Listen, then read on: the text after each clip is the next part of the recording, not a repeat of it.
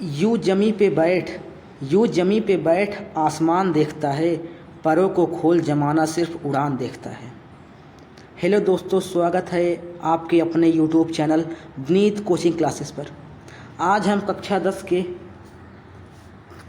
10 के भौतिक विज्ञान के पहले चैप्टर प्रकाश परावर्तन तथा अपवर्तन पर चर्चा करेंगे, बातचीत करेंगे।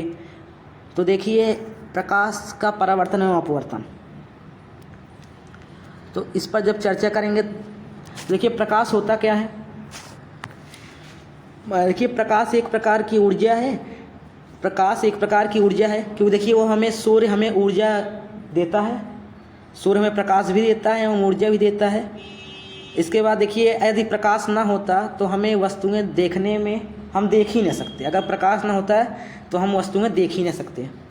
तो देखिए लिखा क्या है कि प्रकाश वह ऊर्जा है जिसके द्वारा हम वस्तुओं को देख सकते हैं। तो कह सकते हैं प्रकाश एक प्रकार की क्या है, ऊर्जा है जिसके द्वारा हमें वस्तुएं दिखाई देती हैं। प्रकाश वह ऊर्जा है जिसके द्वारा हम वस्तुओं को देख सकते हैं। अगर प्रकाश ना होता तो हम वस्तुओं को नहीं देख सकते। अब जैसे एग्जाम्पल, जैसे आप किसी कमरे में, जैसे आपको बंद कर दिया जाए, किसी कमरे में आपको बंद कर दिया जाए और कहा जाए कि आप किसी पुस्तक को ढूंढकर हमें दे दें, किसी पुस्तक को हमें ले आकर दे दें, तो क्या आप ले आ पाएंगे? अगर उस कमरे में प्रकाश ना हो, प्रकाश की एक झलक ना हो, तो आप क्या ले आ पाएंगे? तो देखिए प्रकाश हमारे लिए अति आवश्यक है ही। इसी प्रकार देखिए लिखा भी है कि प्रकाश वह ऊर्जा है जिसके द्वारा हम वस्तुओं को देख सकते हैं। तो अगर प्रकाश ना होता तो हम वस्तु न देख पाते, अंधेरे कमरे में हम वस्तु को न देख पाते। फिर देखिए प्रकाश के कुछ गुण होते हैं। प्रकाश देखिए सीधी सरल रेखा में चलता है, सीधी सरल रेखा में गमन करता है, सीधी सरल रेखा में चलता है। तो देखिए इस प्रकाश सदैव जो है सीधे मार्ग में चलता है, अपने मार्ग से कभी विचलित नहीं होता, मुड़ता नहीं है। अर्थात लिखा क्या है, दूसरा पॉइंट, प्रकाश विद्युत चुम्बकीय तरंग है, इसलिए इसे संचरण के लिए माध्यम की आवश्यकता नहीं होती। बच्चों, प्रकाश के चलने के लिए माध्यम की आवश्यकता नहीं होती। प्रकाश जो है जल, वायु, निर्वात, हर जगह जो है एकदम सावधानी पूर्वक जा सकता है, मतलब एकदम बिन डरे जा सकता है। इसके बाद देखिए प्रकाश अपवर्तन वस्तुओं की तीक्ष्ण छाया बनाती है, ये छाया का निर्माण कर देती है। फिर देखिए आप क्या, प्रकाश की चाल निर्वात में 3 × 10⁸ मीटर पर सेकंड होती है। वो भी सबसे अधिक, यदि आपसे प्रश्न बोर्ड परीक्षा में आ गया कि प्रकाश की चाल सबसे अधिक किस माध्यम में होती है, तो आप कहेंगे निर्वात या वायु। निर्वात और वायु एक ही है। तो देखिए इसकी चाल क्या होती है, 3 × 10⁸ मीटर पर सेकंड। यदि चाल, प्रकाश की चाल यदि आपका कह दिया जाए जल में क्या होती है, जल में प्रकाश की चाल क्या होती है, तो आप कहेंगे 2.25 × 10⁻⁻8 मीटर पर सेकंड। यही होती है आपके जल में प्रकाश की चाल। और कांच में होती है प्रकाश की चाल 2 × 10⁸ मीटर पर सेकंड, यानी सबसे अधिक आपका हो गया निर्वात या वायु में। जल में आपकी 2.25 × 10⁸ मीटर पर सेकंड, और आपका कांच में 2 × 10⁸ मीटर पर सेकंड। तो बच्चों एक और बात है कि प्रकाश सदैव पारदर्शी माध्यम से होकर गुजरता है, अपारदर्शी अगर होगा तो वह गुजर नहीं सकता। फिर आगे क्या है, देखिए प्रकाश का परावर्तन क्या है। प्रकाश का परावर्तन, तो देखिए जैसे किसी वस्तु की सतह पर, किसी चमकदार तल या सतह पर किस प्रकाशी स्रोत, जैसे प्रकाश किरण गिरती है, गिरने के बाद पुनः उसी माध्यम में वापस लौट जाती है। प्रकाश की इसी घटना को हम प्रकाश का परावर्तन कहते हैं। जैसे आप हमें देखते हैं, हम आपको देखते हैं, प्रकाश के कारण हम आपको और आप हमें देख पाते हैं। देखिए प्रकाश जैसे सूर्य है, प्रकाश की किरण आती है प्रकाश की किरण, ये आपका परावर्तन हो रहा है। फिर एक जो चला जाता है परावर्तन। देखिए प्रकाश की किरण, जब प्रकाश की किरण किसी चमकदार तल या सतह, देखिए चमकदार, इसको पॉलिश कर दें, ब्यूटी पार्लर में ले जाके इसको पॉलिश कर दें। फिर से एक बार चित्र बना दें। देखिए इसको ब्यूटी पार्लर में ले जाके इसको पॉलिश कर दे रहे हैं। देखिए प्रकाश की किरण आती है, जब प्रकाश की किरण किसी चमकदार तल या सतह से टकराई, आपतित हुई, टकरा कर पुनः उसी माध्यम में वापस लौट गई, तो प्रकाश की इसी घटना को हम प्रकाश का परावर्तन कहते हैं। इसके बीच में क्या होता है, एक अभिलंब होता है, अभिलंब होता है। प्रकाश का परावर्तन कितने प्रकार के होते हैं? प्रकाश के परावर्तन होते हैं 2 प्रकार के। यदि कहा जाए प्रकाश का परावर्तन, प्रकाश के परावर्तन होते हैं 2 प्रकार के। देखिए पहला आपका कौन सा होता है? पहला आपका होता है नियमित परावर्तन। कौन सा? नियमित, नियमित परावर्तन। दूसरा होता है आपका अनियमित परावर्तन। देखिए नियमित परावर्तन क्या होता है? जब किसी चमकदार तल या सतह से प्रकाश की किरण, जब किसी चमकदार तल या सतह पर प्रकाश किरण पड़ती या फिर आपतित होती है, तो हम इसे क्या कहते हैं? नियमित परावर्तन। यदि वही खुरदुरे तल से, जब ऐसे खुरदुरे तल से जब प्रकाश का परावर्तन हो तो उसे हम कहते हैं अनियमित परावर्तन। देखिए चित्र के माध्यम बताते हैं। देखिए चमकदार तल या सतह हम बना देते हैं। जब देखिए कहे हमने परिभाषा नियमित परावर्तन के कि जब प्रकाश की किरण किसी चमकदार तल या सतह से टकराकर या फिर आपतित होती है, इसी माध्यम फिर से वापस लौट जाती है, तो उसे हम नियमित परावर्तन कहते हैं। परंतु क्या, यदि प्रकाश का परावर्तन किसी खुरदुरे तल से हो, यानी खुरदुरे तल, चमकदार सतह ना रहे, खुरदुरे तल से हो, तो उसे हम क्या कहते हैं? अनियमित परावर्तन। जैसे प्रकाश किरण आपतित हुई, इधर गई, फिर प्रकाश किरण आई, चली गई, कि आती है जाती है। तो कोई नियम इस पर फॉलो कर रहा है बच्चा, कोई नियम इस पर फॉलो कर रहा है। देखिए एक कोई परावर्तन इस पर हो रहा है, ये देखिए फिर से एक बार,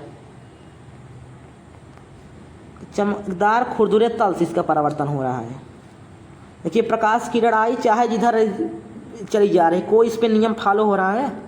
प्रकाश किरण आई गई, प्रकाश किरण आई गई, यही चल रहा है सब प्रोसेस। तो उसे हम जब खुरदुरे तल से हो तो उसे हम अनियमित परावर्तन कहते हैं, लेकिन जब चिकने तल से हो तो उसे नियमित परावर्तन कहते हैं। देखिए प्रकाश के नियम क्या है? प्रकाश के नियम, प्रकाश के 2 नियम होते हैं। पहला क्या है? आपतन कोण और परावर्तन कोण। देखिए आपतन कोण को कोण आई से प्रदर्शित करते हैं, और परावर्तन कोण को आर से रिप्रेजेंट करते हैं। तो कोण आई बराबर होता है कोण आर। जो आपका देखिए, जो आपका आपतन कोण, इसे आई को कहते हैं आपतन कोण और आर को परावर्तन कोण। आप प्रकाश का परावर्तन किस प्रकार होता है? आने वाली जो प्रकाश किरण का जो कोण बनेगा, यानी आपतित किरण का, यानी अपवर्तन कोण, वो जाने वाली किरण परावर्तन कोण के बराबर होगा। और दूसरा नियम कहता है, मतलब कि कोण आई बराबर कोण आर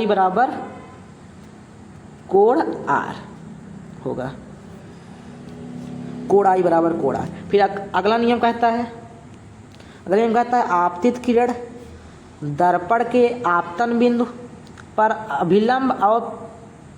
अभिलंब तथा परिवर्तित किरण सभी एक ही तल में होते हैं। देखिए आपको सरल से बता दें कि जो मुख्य अक्ष है, इस अक्ष पर तीनों एक ही तल, आपतन कोण या फिर आपतित किरण, अभिलंब एवं आपतित किरण, अभिलंब और परावर्तन कोण, यानी परावर्तन जो है किरण, वो तीनों एक ही तल में होते हैं, यानी एक ही रेखा पर बनते हैं। यही 2 नियम हमारे होते हैं। तो देखिए पहला नियम क्या है? पहला नियम में देखिए, यहाँ पर देखिए आप कोण आई दिख रहा है और ये कोण आर, तो यानी यह इसके बराबर, यह इसके बराबर, दोनों आपस में एक दूसरे के बराबर होंगे। अगर कोण आई बराबर अगर 45 है तो कोण आर भी 45 ही होगा। यही कहता है कि आपतन कोण और परावर्तन कोण दोनों आपस में बराबर होते हैं।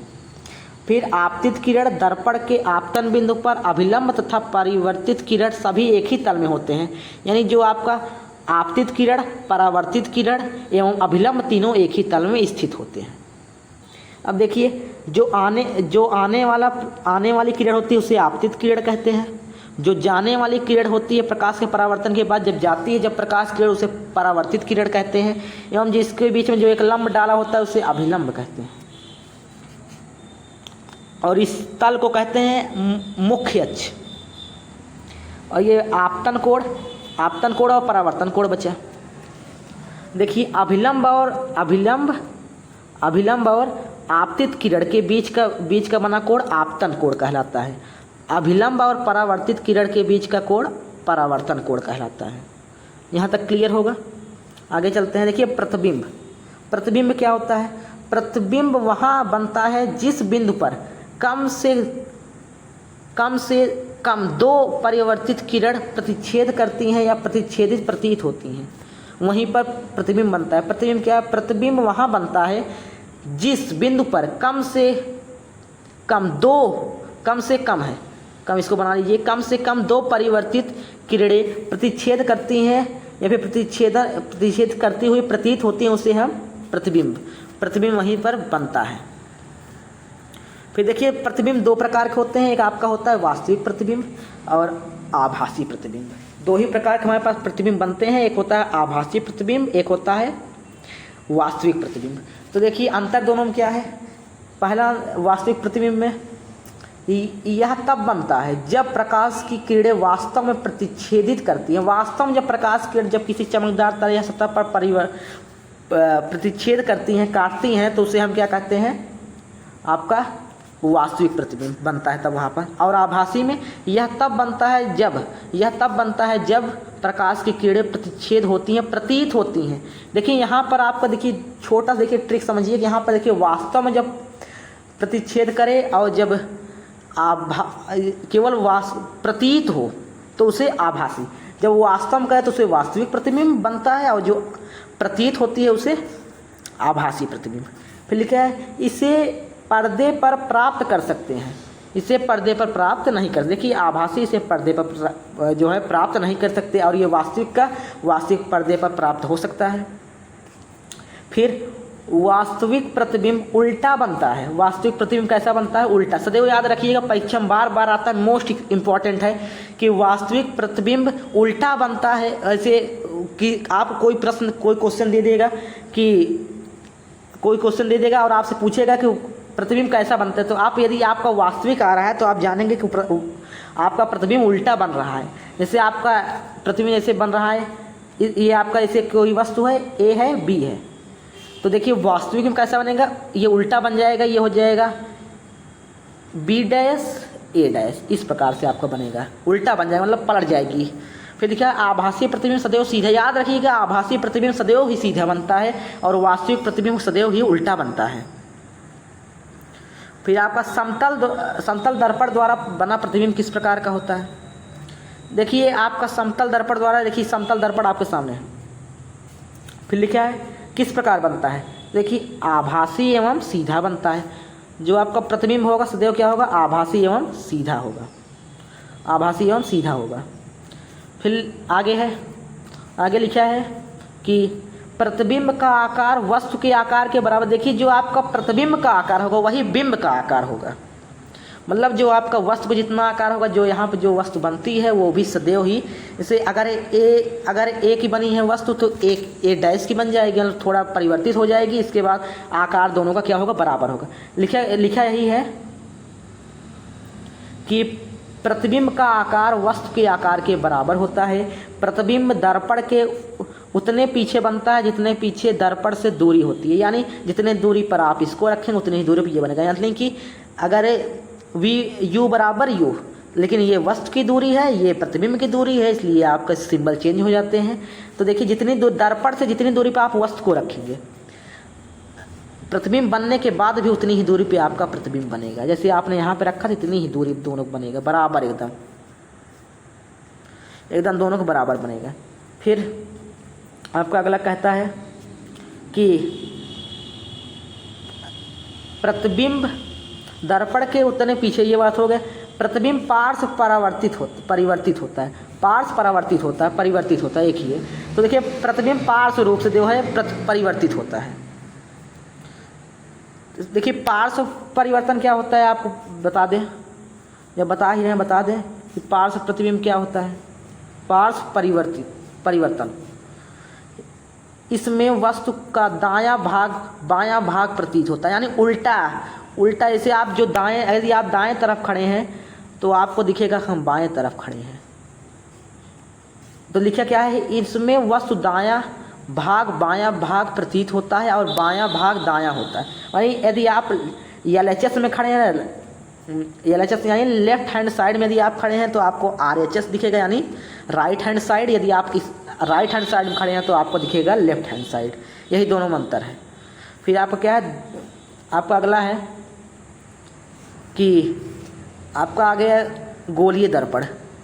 गोलीय दर्पण आ गया, लिखा क्या है, गोलीय दर्पण का परावर्तन तल अंदर की ओर या बाहर की ओर वक्रित होता है गोलीय दर्पण जिसका परावर्तक पृष्ठ अंदर की ओर अर्थात गोले के केंद्र की ओर वक्रित होता है, वह अवतल दर्पण कहलाता है। तो देखिए दर्पण पहले समझ लेते हैं। इस दर्पण क्या होता है, जब किसी कांच के एक तरफ कलाई या पेंट कर दिया, जैसे आपके पास एक गोला, जब किसी गोला यानी कांच के किसी गोला के एक तरफ पॉलिश कर दिया जाए।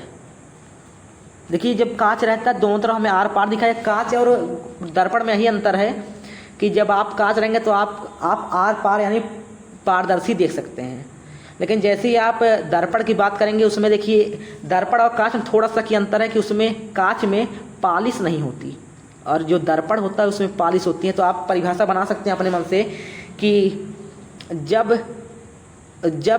दर्पण हुआ है जब किसी कांच के एक पृष्ठ पर, एक ही ओर करेंगे, जब किसी कांच के एक पृष्ठ पर कलई या पेंट कर दिया जाए, कलई या रंगाई पेंट कर दिया जाए तो प्राप्त व्यवस्था ही हमारा दर्पण कहलाती है।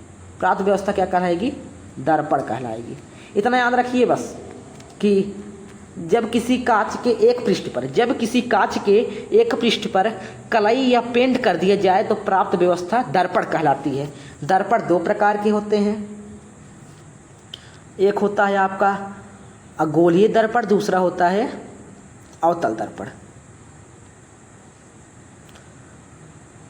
नहीं सॉरी, एक होता है गोलीय दर्पण, एक होता है समतल दर्पण। दो प्रकार के आपके पास दर्पण होते हैं। तो आपका नेक्स्ट वीडियो में आपसे मिलेंगे। उम्मीद होगी आपको यह सेशन अच्छा लगा होगा। Thanks for watching. मिलते हैं अगले लेक्चर में, लेक्चर नंबर 2। अगला लेक्चर आपके लिए लेके आएंगे दर्पण के प्रकारों के बारे में। Thanks for watching.